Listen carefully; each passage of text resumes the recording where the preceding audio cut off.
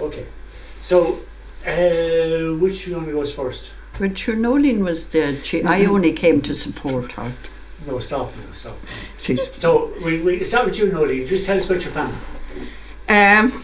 Well, my father joined the Guards in 1923 in Dublin, and the change of government when De Valera got in, he wasn't a De Valera man, he was a Michael Collins man, and they were all sent down the country.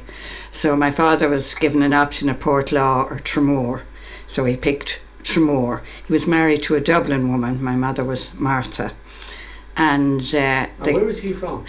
Daddy was from Mountrath. There was small farmers there. And anyway, they came... And what were the family names? My father was William. Yeah, but he's... Rice. And my mother was Martha Matthews. So they came down with their firstborn child, my brother Tom, to Tramore. And they went over to the barracks. There was accommodation over there. And my mother saw it, and it was wild and windy, and she said there was no way she was living there. So they got a house in Talbot Street, rented a house there, where my sister Betty was born, and I was born there. I was born there in 1937. And we had a lovely life there in Talbot Street. And then, unfortunately, my father died when I was 8. He got TB.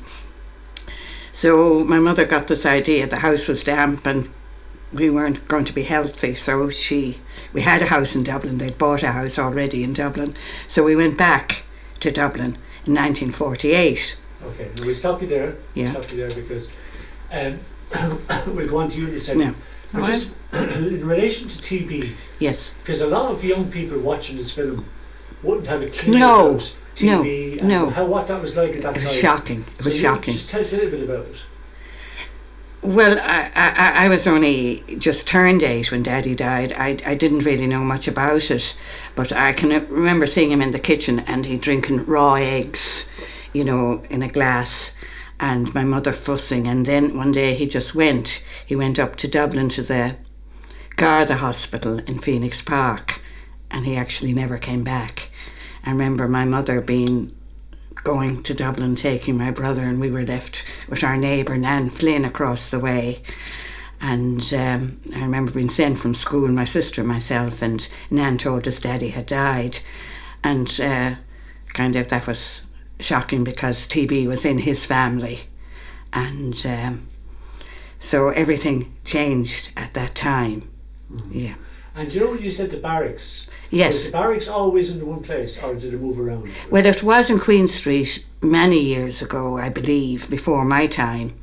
And then it went over to where the Coast Guard station is now. And I was many a day I was over there, and they had a lovely fire. My dad rode a bike.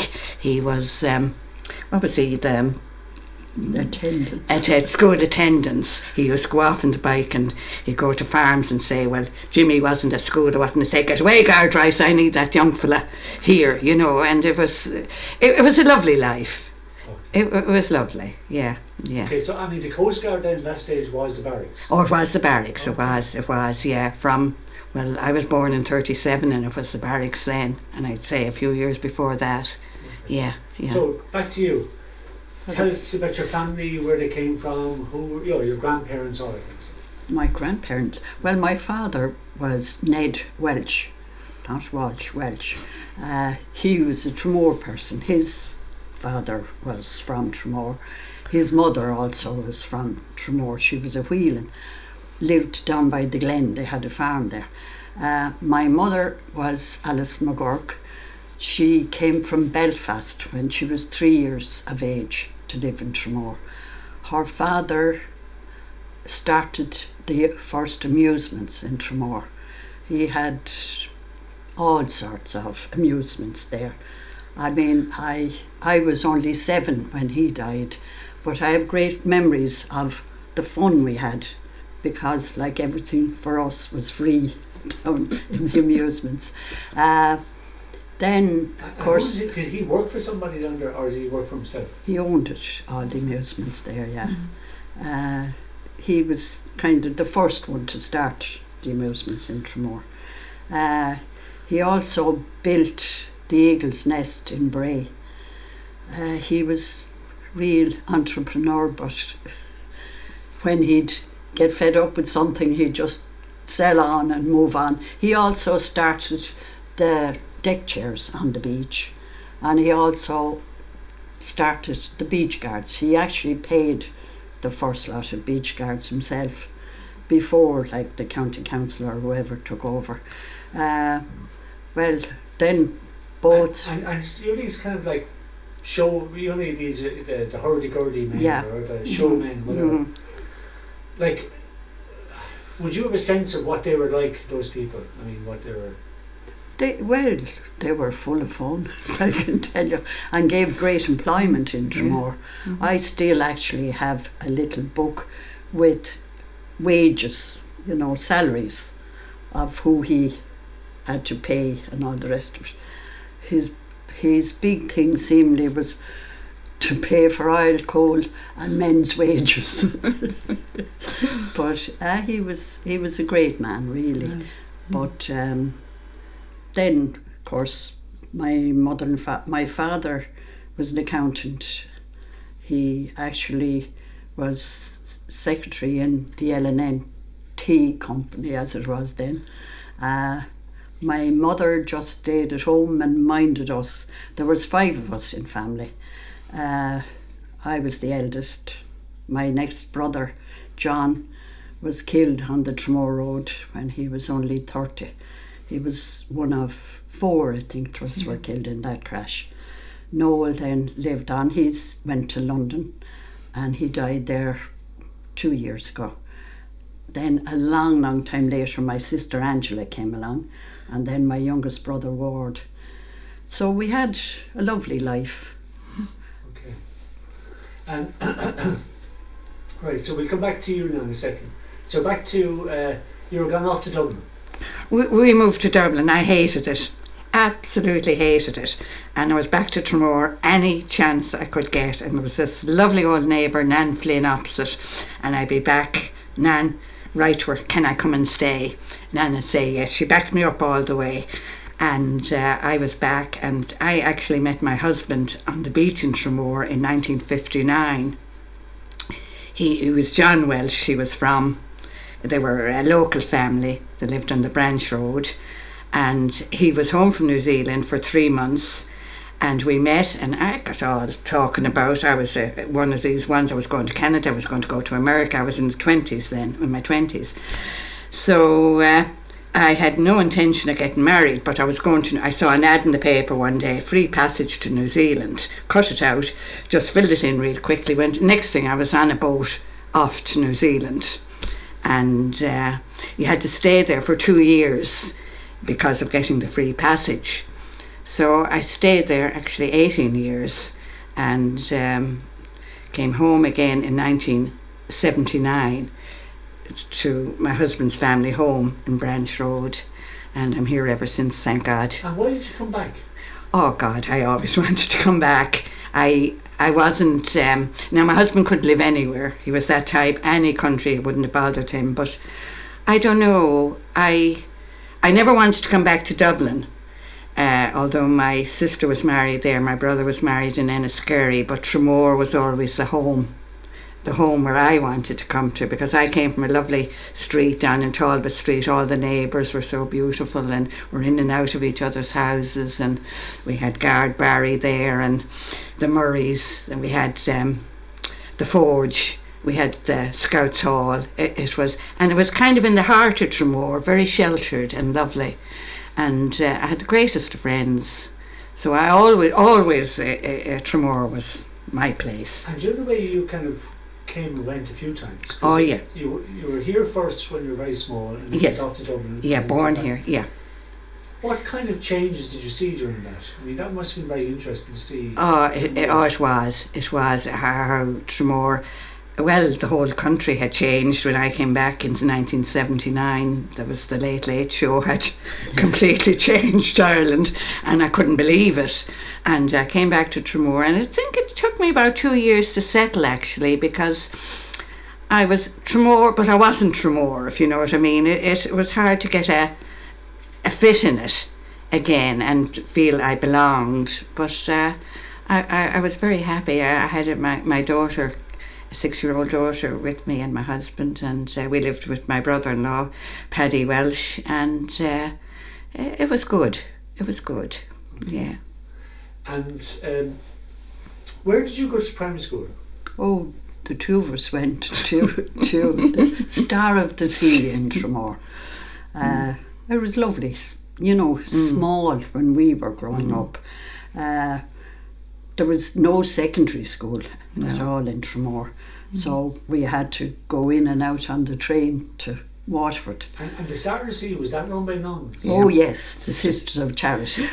Okay. The school actually itself is still there. It's Glór na Mara now, which is co-ed. In our day, they took the boys until they came to first communion class, and then they were sent to the Christian Brothers, which was across the road. It was happy times there, I mean. And for girls, like young girls in Tramore, I mean, did you walk up to school yourselves? Did you? Everyone walked. Even the country girls came in. Some of them walked 2 and 3 miles, I'd say. But they would have, some cup of tea or something the nuns would give them, the ones that came that far. Yeah. But I remember lots of them coming in their bare feet. I always wanted to go to school in my bare feet because I thought this was it, when you were young. Yeah. But there were happy times in that and you school. say, would be mostly the country people coming in their bare feet? Yeah. Oh, yeah. Mm-hmm. And would that be mostly just for the summer time or all year round? All year round, I'd say. They just, a lot of them just didn't have shoes, Even the town ones, some of them didn't. Yeah. I suppose people wouldn't realise that at that time, there was no social welfare. No, nothing. No. But they were all happy. I know I lived in Summerhill, and up around the corner was Peter Street. Now, a lot of them didn't have much, but they shared anything they had. If Mary got a chicken, she'd nearly be able to feed quite a few families. They were really happy times and really lovely people, every one of them. Big families, but really, lovely. And in relation to that though, did you, like in that school, was it for poor people as well as people? Oh, everybody. Oh, we all just were thrown in together. Yeah. Well, now the classes weren't that big either. Sure they weren't. No. Actually, okay, there was first babies, second babies, then you went down to first class. And third and fourth, as far as I can remember, were together. Like when she was teaching, if she was teaching a subject, the other class sat down and wrote whatever, while she taught the ones that were standing up. And then again, the opposite way, So and the same in 5th and 6th. And quite a lot of them stayed on in 6th class because they couldn't leave school until they were 14. But they had nowhere else to go. And then a lot of people obviously didn't go to secondary school. No, an awful lot didn't. Okay, so I mean, to go on to secondary school would be that if you were from a certain, you'd be from a certain, I don't know, maybe ambitions to go to get work in an office or something like that, or want to go to college or something like that. It would be very rare, wouldn't it? A lot did go to secondary school, in and out on the train, which was a nuisance. Right. So what age were you when you went into secondary? 11 or 12, I'd say. And just in relation to just when you were small, what was the kind of where was the fun? Was it down on the beach or where was it? Well, in the summertime, naturally, over at the pier more than anywhere else, because that's where the good swimming was. But to be honest, we lived near the church, so we had quite a lot of fun around the church grounds and in the graveyard. But so that was your place where you hung out? Exactly, okay. Yeah. And you weren't scared of the graveyard, right? We were, to be honest. We used to play hide and go seek. I remember one time I was on, as they used to say, and these tombs the flat, like table ones. I was on that, my eyes closed, and I was counting up to 10, and of course the next minute a hand came out from underneath the tomb. So I can tell you, I screamed so much that everyone just took off out of the graveyard. And whose hand was it? Oh, one of our neighbours who was the greatest, you know what, tormented everybody. So now you're being filmed again. And you weren't frightened then? I mean, I was frightened then. Okay. Naturally you get a fright, but yeah, we went back. Okay. And did you go to the cinema when you were small? Oh gosh, yeah. Though, wait now, I'm trying to think. The only cinema at one time was down, the Casino was the name of it. It was down on the front, you know, where the amusements were. Actually, my grandfather brought the actual building from the Wembley exhibition. It was the first prefab thing to come into Ireland. So that's where the cinema was. And we used to be allowed to go on a Sunday afternoon to the matinee. It was tuppence to win the front and fourpence to win the back. And would you sneak into the back? Well, you probably went for nothing anyway, did you? No, he was gone then. Oh, okay. He was dead. But we got in cheap enough, all right. We got into the tuppennies and were allowed to move back up. And what kind of films would it be? God. Charlie Chaplin Yeah. and Cowboys and Indians. Oh, yeah, loads of Cowboys and Indians. Yeah. And a bit of romance thrown in as well. And then you said you used to go to the pier more than the beach. Yeah. So the beach was for the visitors, was it? Not necessarily. A lot of the locals went there too. But like when you're young, you'd want to go down with your parents. If your parents would bring you down on the beach. But once you got to the stage that you could go off on your own, the pier was the attraction. Okay. And that's the place where all the boys and girls hung out? Exactly. Okay. Yeah. Where you learn to swim. And would you learn more than that? No. So good. We were real goody-goodies. And then what about yourself? Where would you play? Well, Spencer's Field, you know, they had tomato glass houses with grew tomatoes, and there was land over there in haystacks, and you know, Nancy Murray, who lived in Talbot Street, she would come along, and Tom Barry and Phil Welsh would be cousin of Pauline's, and also we'd go down the Pond Road because the woods there were haunted. The Banshee was there. And we'd go there and be terrified, but loving it, you know, because it was all big trees but we had a great life here. And would the older ones be scaring the life out of you about? Oh, absolutely. The young fellas know it. Playing tricks on us and all sorts, yeah. But we were tough. And what was the belief then about the Banshees? What was the... Well, I kind of did believe in them a bit then, as a young one. Oh, yeah. I did, and there were kind of birds there, and they had that horrible boo, you know, and I kind of think, you hear them at night time. And eventually, when I married and came home to Tramore, I lived opposite it, looking over on the wood. And I don't the Banshee's still over there. And I eventually got Mr. Brown in the council to cut the trees down. But we did really believe in the Banshee. And wasn't there a haunted well down there?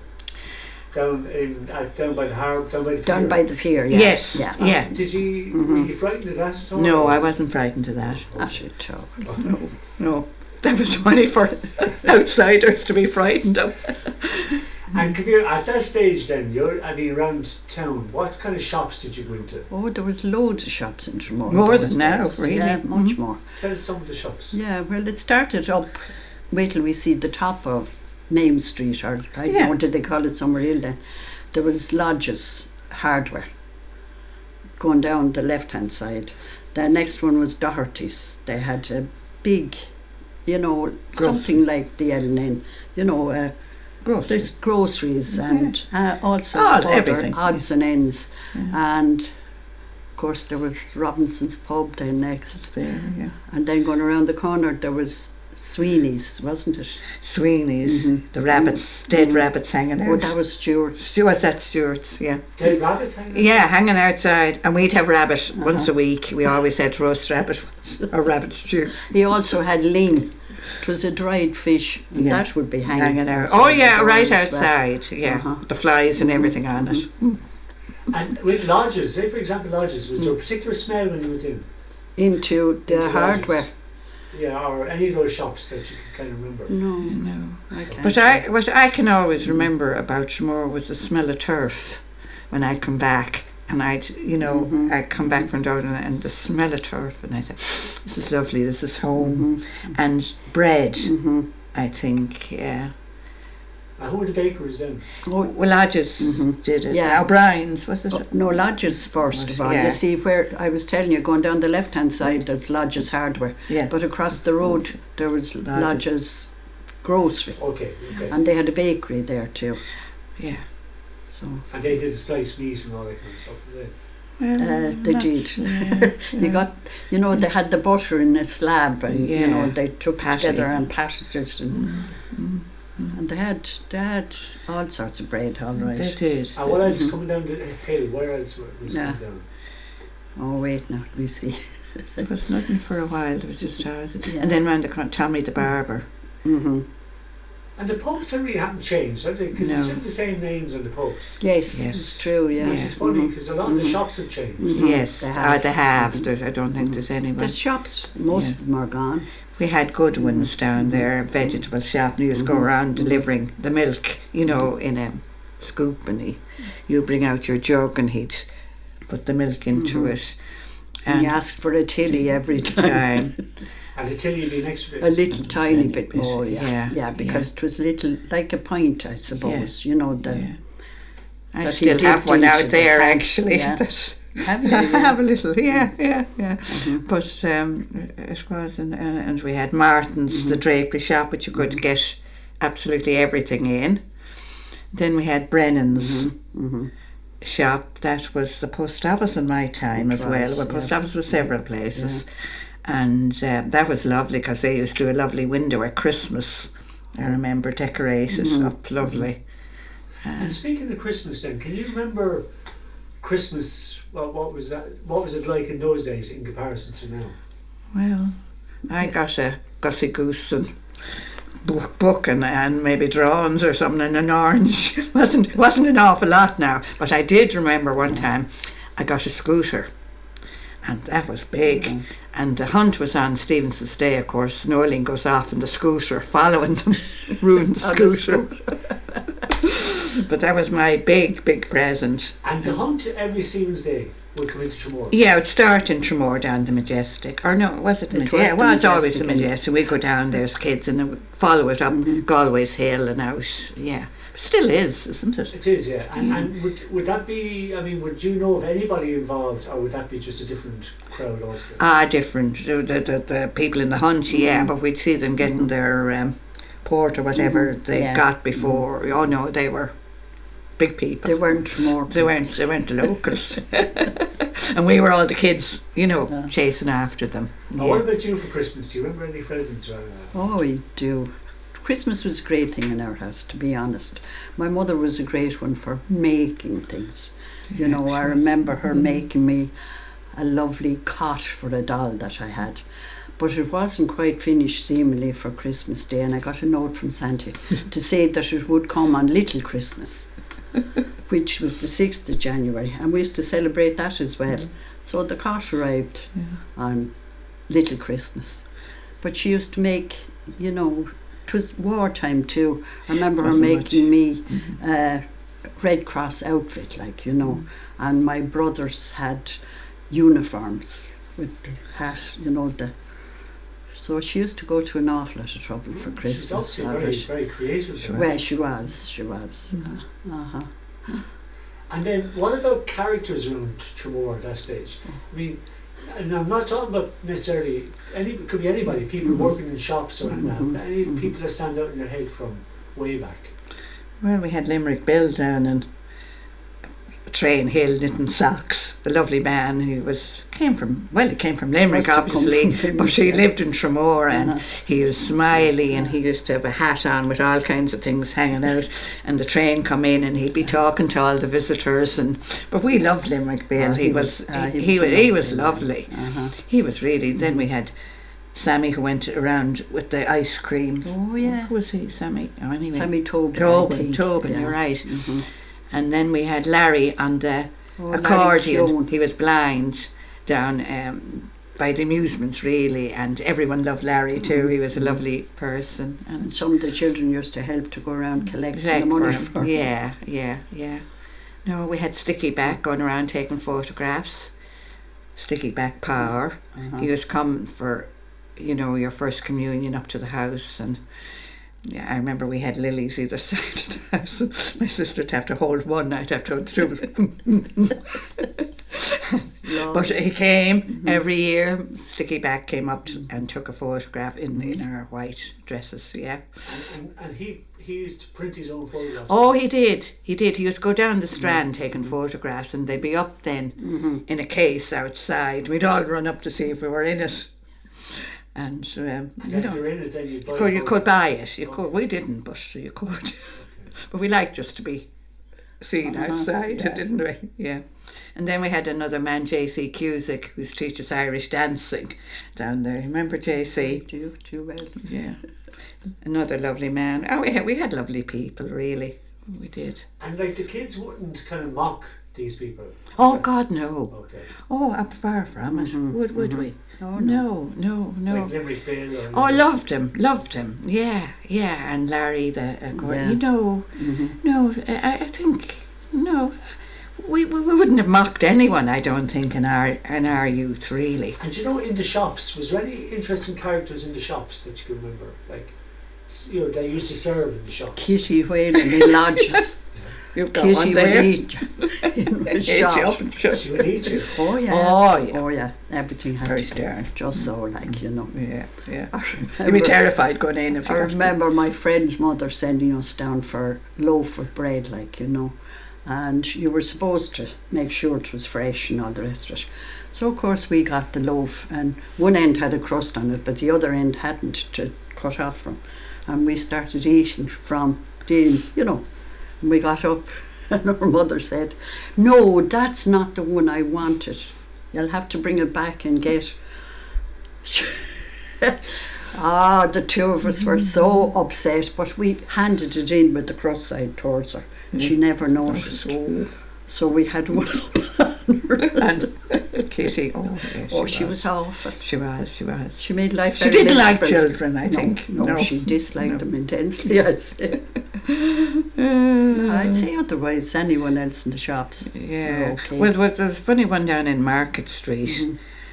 They used to have a thing with false bananas. It was during the war years, of course. Bananas, shaped as bananas. And I remember my brother and a few of the other lads go in and ask for a banana. Who were they? Whalens, I think they were down there. And I'd go in and I'd say, "Could I have a banana, please?" It was a real dark, dingy old place, Get out, you're a that, and get up. We had a few like different people. Yeah, we did. The Flaherty's shop too was lovely. The two. There were two sisters. Actually, there were twins, but you would never think of it. One was very tall and very straight, and the other was smaller. But they actually told the story themselves. When it came to the Holy Year, they wanted to go to Rome. Naturally, they were full of it. And they went to get a passport, and they were never registered. And they said it to their father, "What was your mother thinking of?" He said, "Not registering ye at all." But imagine, they lived, I'd say they must have been in their 50s before they realised they hadn't been registered. That's ghastly. Yeah. And for example, big occasions in Tramore. So there was there was Race Week. Yeah. Oh yeah. What's your memories of Race Week? Like as children now, as children. Well, mine was because I lived in Talbot Street, and you come out, and the Grand Hotel had where the horses used to be kept there, and we'd be gathered around there. And it was only occasionally you'd actually get up to the race course. It wouldn't be that often, but it was such a buzz, a real buzz around the town. And the 15th of August was big time. And we go down to, was an adult now, to see the last train going into Waterford, and those who missed it then, what are we going to do with them? but no, we had a fabulous time here. And you decided to train, just go back to the train. What was your memories of the train? And having to go in and out on it to school. Yeah. And like, you know, you get a monthly ticket or a 3 monthly ticket or whatever. And if you left it at home, you'd be sent back up for it. Yeah. And like, I was up at the top of the town, the train was down the bottom. And actually, actually, my father, John Doar, there was no cars, like, you know, and he used to go in and out on the train, and he was always late, so he used to cycle down. He was cycling down Train Hill when the brakes failed, and he shot across into the station, banged his head off the train, and one of his pals looked out and he says, "Oh God, Ned," he said, "if you told us you were in that big a hurry, we'd have opened the door for you." But we used to be running down, and your man, the chief down there, would close the door if he saw you halfway down Train Hill and ring the millet bell. Yeah. But sometimes he'd relent and let you in, but other times, no, you had to wait for the next one. Yeah. And you were late for school then. So you'd go into school and say, the train was late or something? Oh, you could. You were in trouble regardless of whether it was your own fault or somebody else's. No, the train was always on time. There was the minute bell, and then, the 5-minute bell first, and then the minute bell. And running down the hill. How did it sound? Was one different to the other? Oh yeah, one of them, I think he pulled it, and the other one was stuck in behind the rails, and just ring it. Physically ring it. In other words, you had to be. And when you get into town then, to get to Ursuline, that was a fair walk, wasn't it? It was, yeah. I had a bike for a while, but... Well, you left a bike in town, like? Left it in the station, yeah. Okay. Yeah. Right, and then with the train then, would there be a good crack on the train with you? Too good. Too good at times, yeah. Like what, sing songs and stuff? Oh yeah, anything. Just fun, like, you know, I mean, you know, when you're young you just made your own fun. But was there tables on the train, or was it just seats? No, just seats. Okay. And they smelled. Oh, they were horrible. What kind of smell? Well, you see, the thing Musty, was, you know. yeah. Oh yeah, and it was, you know, if you sat this side and the window was open, the smuts just blew in on top of you. You know, it was steam engine. You know, the same steam engine that came out onto the road. So, I mean, it was actually quite noisy, and it was also quite smoky and all that kind of yeah. Always. Would you find your clothes getting dirty? No. Well, I don't think so. And then the journey, how long did it take? I suppose half an hour maybe. Yeah. You know the way you went on the train and that was it. Yeah. And would you know everybody on the train? Practically, yeah. Okay. Actually, during the war, my father and his pals used to play poker on it going in. Like for money? Oh, big money, I'd say. I'd say pennies, to be honest. And then, do you know, as you got older then, did you start going to dances in Tramore? Yeah, Atlantic, down the Atlantic, yeah. And what were they like? There'd be 2 sessions during race week, always. And your big ambition was to go to the 2 for the whole week.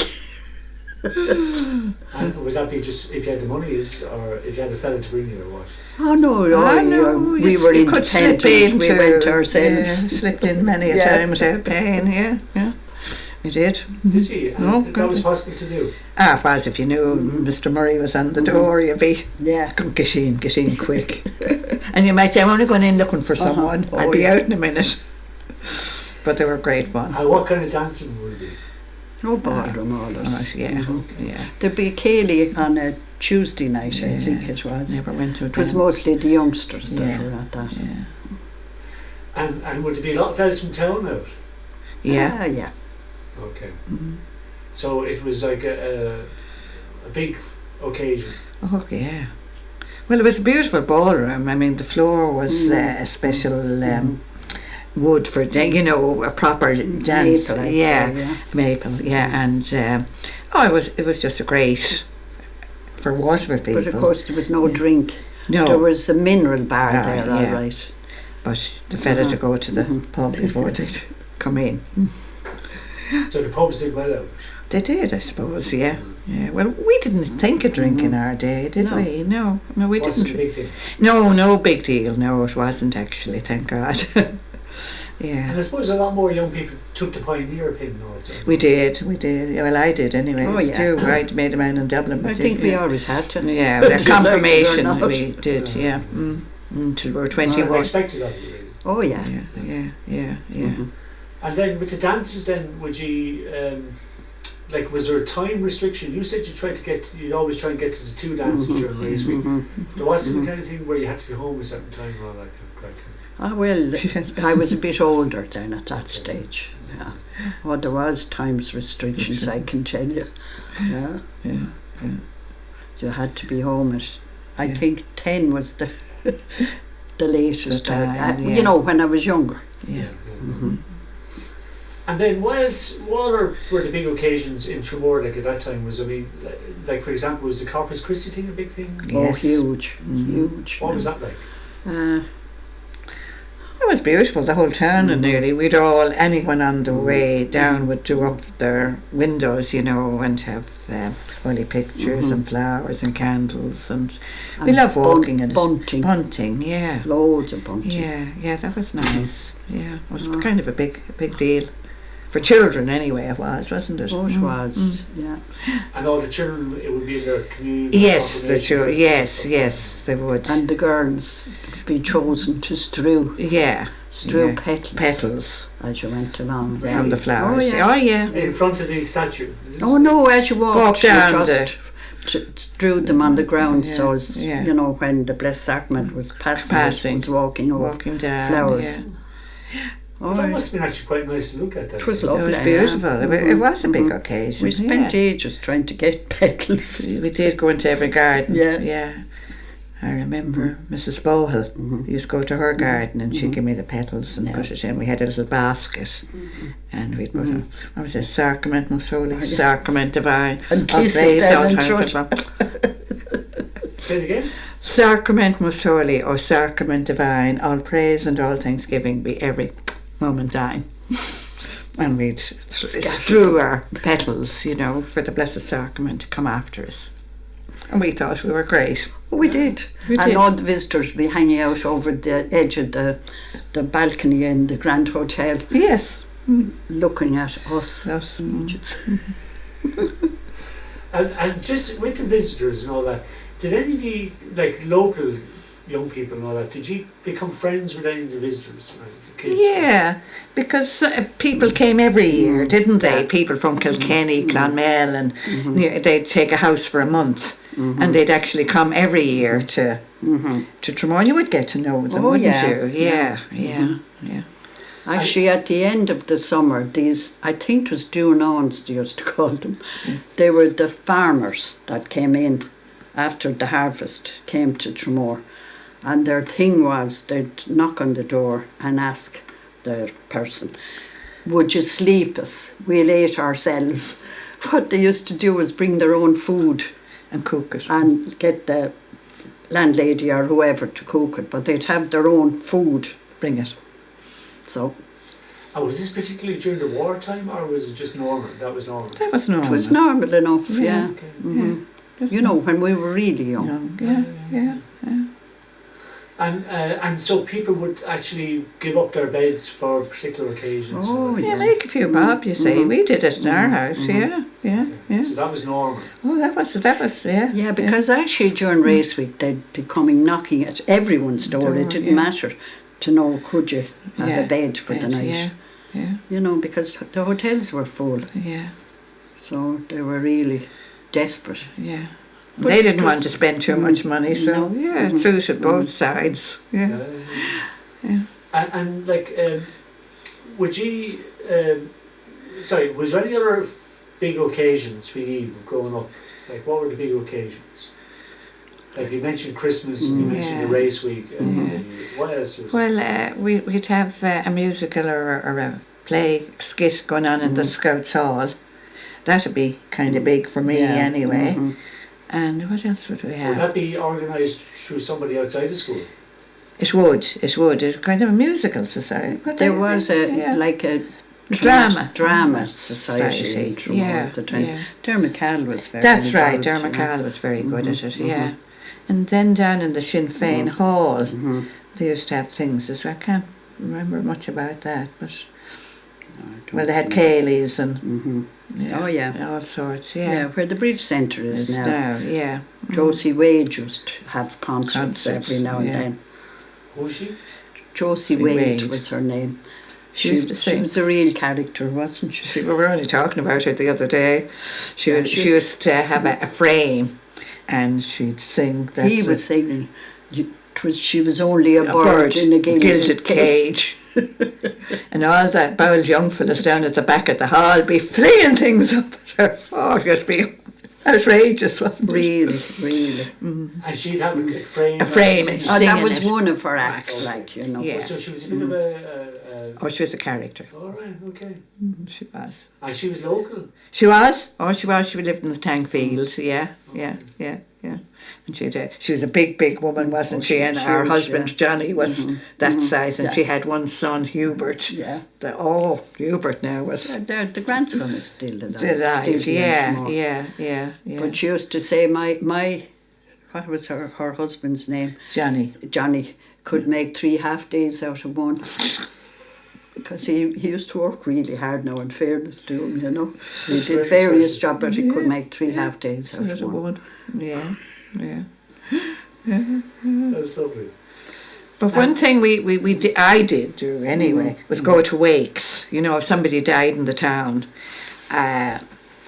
girl Nancy Murray and myself, we went to every wake because you get lemonade and a biscuit.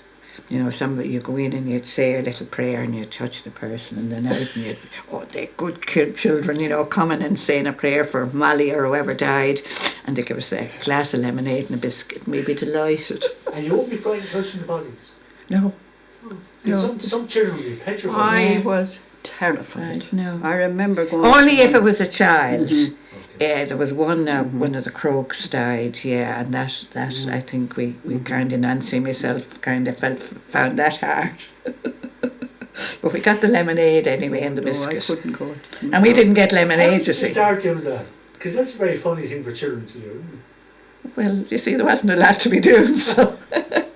And to get lemonade and a biscuit was big in our day. Yeah.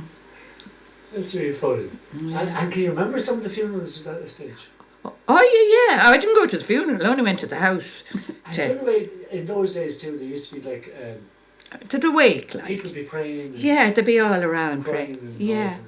And wasn't there a thing, now I know it might be way back before your time, but there was a time where people would be paid to nearly go. I don't remember that. No. They were like professional. Yeah, professional wailers.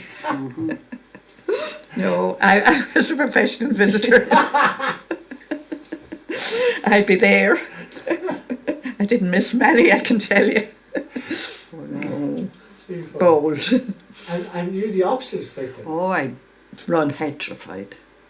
No, I wouldn't. Yeah. I was brought when I was about 3 to a very old woman's thing, and my aunt brought me, and she sat talking to the person I was kneeling at the end of the bed. I literally could see the woman rising up. I was terrified. Pauline a great imagination. Oh, you see. had. Yeah. But there was always kind of funny things too, like, you know, like mirrors were turned and all that. Oh yes, covered in, yeah. There was all little rituals. And There But was. even in Thunder and Lightning, they used to turn the Covered, mirrors yeah. into the wall. Cover, and you weren't to have cutlery or anything like that, yeah. But what? Cutlery, you couldn't use cutlery if there was a storm, you know, knife and fork, no, there was anything with steel in it, you weren't allowed, yeah. It's funny, isn't it? Because I suppose. It attracted the light. Yeah. And then with the wakes, then was there like a room for the women and a room for the men and all that? Well, I only ever went in where the body was. I didn't go to the where the men would be. No, they might bring you into the kitchen all right and give you the cup of tea, but you wouldn't stay long now. You'd say a little prayer and you'd be gone. Say it was lovely and be gone out of it. Yeah, but it was grand. It was grand. I remember hearing that. It was actually in a pub that the owner had died and they had a wake, and naturally, being a pub, it went on and on and on. And the bell rang for the coffin to come and no sign of them. The next minute, the parish priest came dashing down Main Street into the thing, caught the lid of the coffin, banged it on and said, out.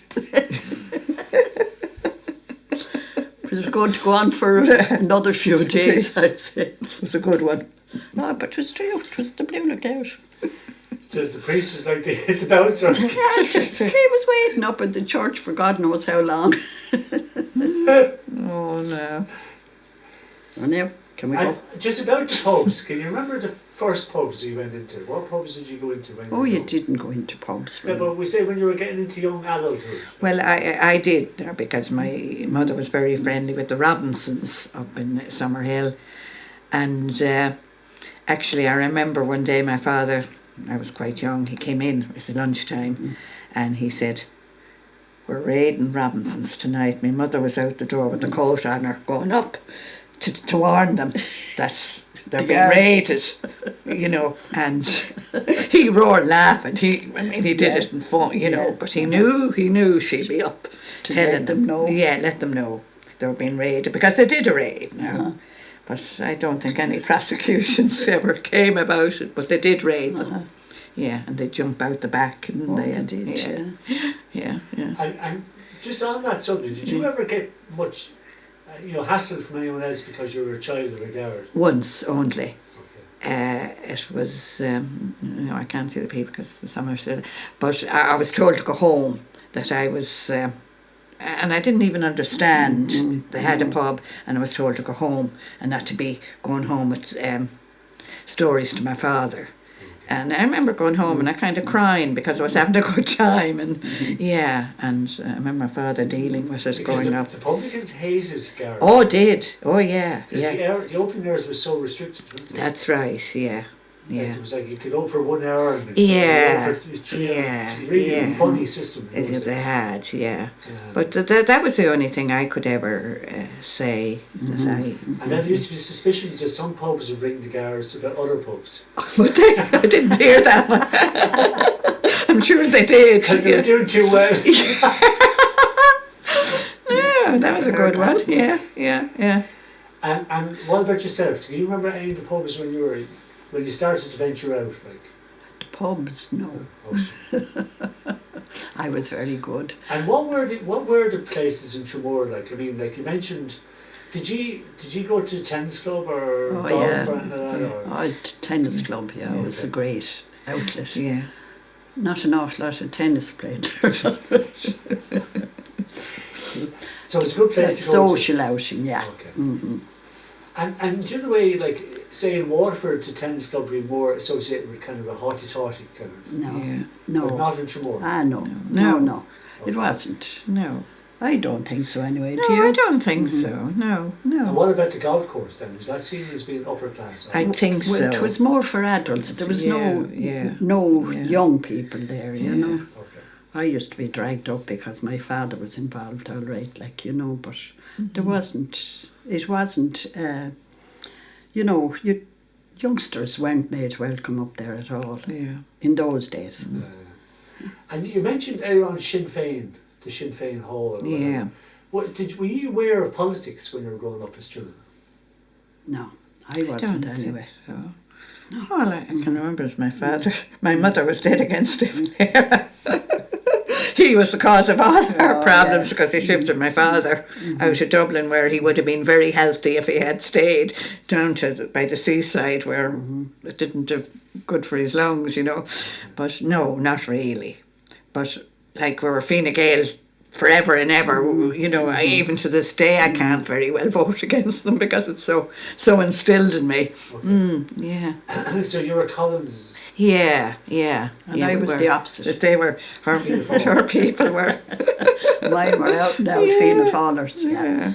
Out and out. It's not really funny how the country was split. Oh, absolutely. Well, and it was so. My mother was so kind of anti Fianna Fáil. It was awful, really. And I remember my sister married a man who was a Fianna Fáil. My mother lived with him in the end, and he had a bust to Tiffany. Oh no! And he sat put. I don't know how she didn't. Yeah. Well, now my mother could not stand Michael Collins. Couldn't stand his name even. Yeah. And the cousin thought she was doing the right thing and bought her the tape of the Michael Collins film, you know. She said, go and look, and she said, you may take that back home with you. Thank you very much. Yeah.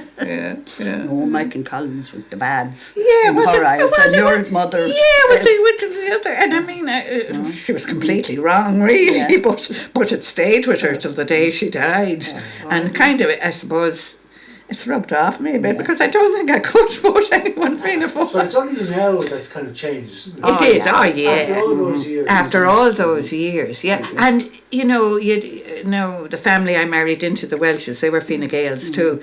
But they tell you everyone in the town who was Fianna Fáil, you know, they were distinguished by, they're, you know, and we were our group and they were the others, like, yeah. So it was. I remember going in to vote, and Mr. Mullally was inside the door, and I stood talking to him for ages. And this uncle of mine, who was Fianna Fáil to the core, was further in, and I came along and he said, I'm ashamed of you. And I said, what's she talking about, Uncle Bill? He said, do you not realise, in the good old days, you could have been shot for what you did there? Talking to a Fine Gaeler. For so long. Yeah.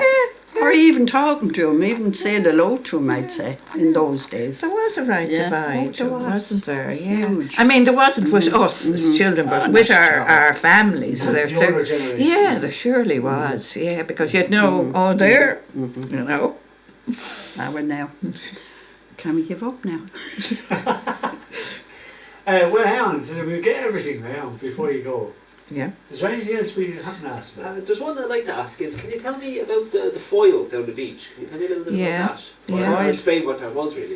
Foil. The foil, aye. Yeah, Well, there were steps down to it. Yeah. Now, we lived, when I got married first, I lived over in Love Lane, actually near the Kennedys, and we used to go down. Yeah. But there were steps so far, and then you slid for another bit, and then there were steps again. Yeah. But it was a very, very rocky, Yeah. rocky cove, that you, because it was convenient, I used to go occasionally, but you wouldn't, you wouldn't go that often there because it was so, first of all, it was so hard to get down to. Yeah. And second of all, there was nothing, nothing to recommend it, really. Oh, was it safe to swim there? It was. Oh God, yes, it was. Yeah, it was nice. But it was still rocky, you know. Okay. Did the nuns swim there? years No, ago? there was They a were ladies' further cove over. further along the coast road. Yeah. There was For the nuns. the ladies' cove, Yeah. and the steps fell in there. We used to go there a good bit, Yes, even though yeah. Was that beyond the pier? it was. Or from the Donrail, like you get down to it. No, Was it not? was along the coast Was road. But It from was, the Donrail you get down the fall. Oh, to the Foyle. Yeah. No, but the ladies' It's cove. It's over. It was beyond the pier. Pier. It was opposite. I thought it was by Sue Boyle's. No, The swim, yeah. no. There was a ladies' cove anyway. Yeah. But yeah. it fell in storm. they All the did, steps fell in the storm. Yeah. But it was a lovely little cove. And Love Lane, where did Yeah. that get its name from? How do I'm not that old. No, I wasn't around when Brian Brew was, even though my grandson asked me, was I? but was it an official name or was it just a kind of a look? No, it was an official name. Right. Actually, they changed it. When we sold our house, the fella that bought it didn't like the name Noeleen. And what did they change it to? You should know. The Kennedys. What's their address now? Noeleen. Is it still? Well, no, I know, what was his name? Your man Galvin. Ah, yeah. He got it changed Changed to it. something. But right up from the Cove Park Road up was still Lovelane. Okay. You know, up as far as the Donrell. Yeah. It's a very unusual name. It is. It is. Not necessarily. Was it kind of a Actu- courting spot? Like, was it a... No, think so, no, no. it wasn't. There was one house there, actually, a small little house. It was Seventh Heaven. Lovely. I'm sorry, I just physically the town was very different, wasn't it? when it Oh, was small? completely yes, different. yes. Completely. It was so small and compact, and Okay. we knew everyone. So only when you get past, when you pass the church, you're in the countryside. You were. Oh, you were, You and were. then you Yeah. say, Yeah. from where you were, where was- Talbot Street. She where was right in the countryside centre then of for it. you? Well, it would have been up past the church or out past the cove. Like past the cove, it was country really out there too. Yeah, it was. Yeah. Yeah. And then, sorry, and the working classes, we say in Tramore, where were they living? We say people that were, say, poor people. Up in Peter Street. Yeah, Peter but when they Street. lived But they kind only of built into, it. Yeah. you know, There wasn't a separate area. no, well, the Peter Street wasn't it? But you'd have them renting. You see, nobody kind of owned a home then. They all rented. And you could, now opposite where I lived in Talbot Street, there was a row of little cottages. Oh, yeah. And, you know, they weren't poor.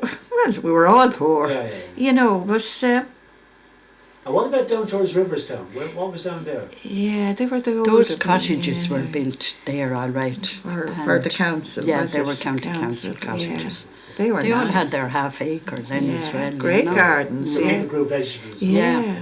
That was the idea. And actually, during the war, there was an allotment up where St. Patrick's graveyard is now.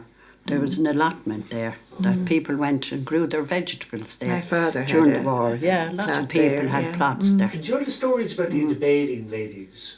Yeah. you know Can you those. remember any of those things? Well, Pauline What would did know they more do? than me. Well, there was actually down what do they call it? The one we go down, the ladies' slip. Yeah. Where Carl's had all these, there's chalets or whatever you like to call them. There was, Morrissey's had bats, seaweed bats there.